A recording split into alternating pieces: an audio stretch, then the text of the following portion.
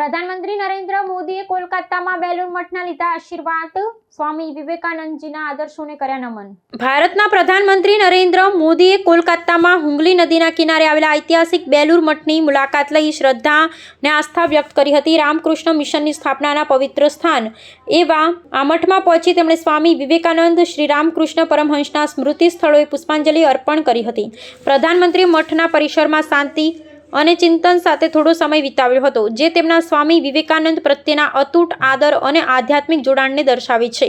વ્યૂહાત્મક અને સાંસ્કૃતિક દ્રષ્ટિકોણથી આ મુલાકાત અત્યંત મહત્વપૂર્ણ માનવામાં આવે છે, કારણ કે પ્રધાનમંત્રીનો સ્વામી વિવેકાનંદના વિચારો સાથેનો સંબંધ દાયકાઓ જૂનો છે। બેલુર મઠના વરિષ્ઠ સંન્યાસીઓએ પ્રધાનમંત્રીનું ઉષ્માભરી સ્વાગત કર્યું હતું અને મિશન દ્વારા ચલાવવામાં આવતી લોક કલ્યાણની વિવિધ પ્રવૃત્તિઓ વિશે તેમને માહિતગાર કર્યા હતા।